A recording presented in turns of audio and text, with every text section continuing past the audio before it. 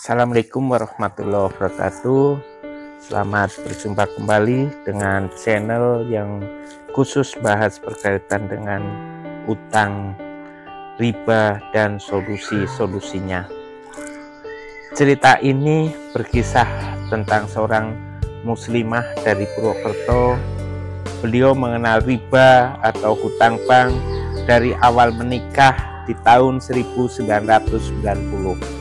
Karena suami atau mantan seorang PNS, di mana mindset beliau kalau tidak utang tidak punya apa-apa.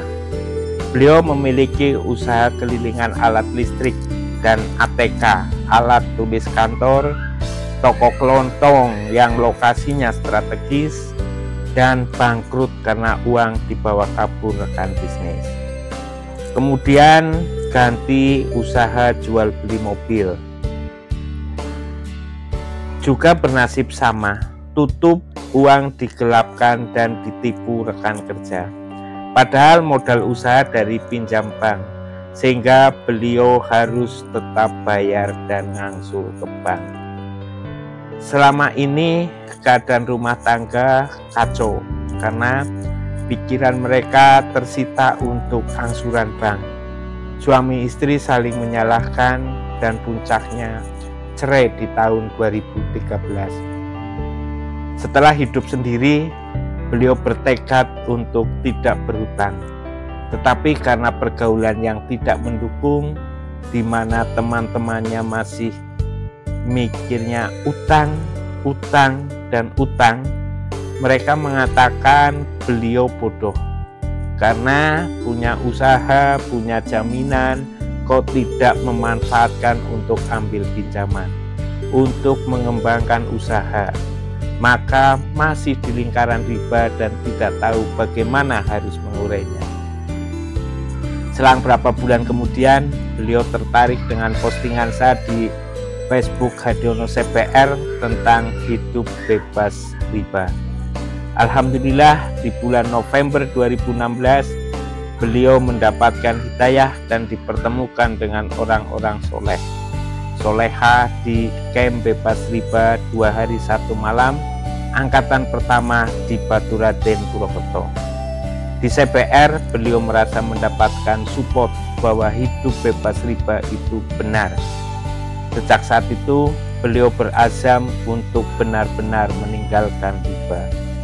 Dan yang menyadarkan beliau saat itu adalah betapa bodohnya beliau. Namanya utang, punya angsuran yang pasti, jatuh tempo harus dibayar.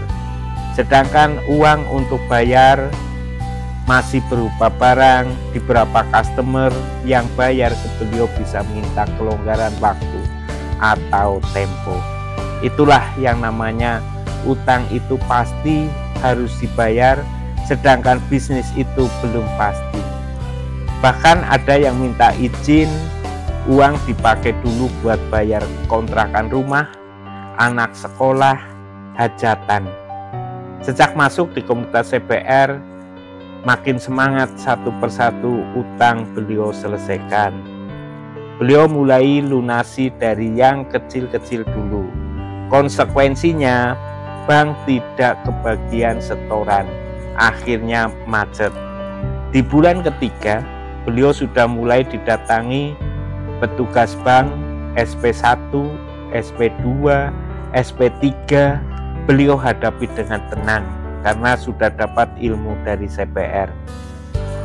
Ikhtiar yang dilakukan, dan semoga ini bisa menginspirasi teman-teman yang sedang berjuang untuk melepaskan diri dari jeratan riba, diantaranya sholat tobat karena sudah melakukan dosa riba, perbaiki ibadah wajib dan sunnah, sering berkumpul dengan orang-orang soleh, kencangkan sedekah tiap hari, terutama sedekah pada subuh. Alhamdulillah, Allah mudahkan proses lunas utang beliau. Beliau jual aset yang 2 tahun lalu dibeli seharga 120 juta, bisa laku cash 240 juta, 2 kali lipat dari awal beli. Allahu Akbar.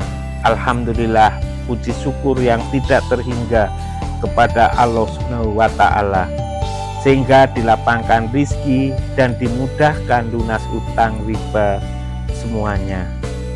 Kepada teman-teman yang sedang berjuang untuk melepaskan diri dari jeratan riba, semoga disegerakan dan dimampukan. Amin. Ayo semangat untuk yang hidup sendiri, jangan berkecil hati. Insya Allah dengan tekad yang kuat, luruskan niat, maka akan dimampukan untuk lunas utang. Amin, amin ya robbal alamin. Semoga bermanfaat dan semua disegerakan lunas utang bebas riba. Khairul kalam, wabillahi taufiq wal hidayah. Wassalamualaikum warahmatullahi wabarakatuh.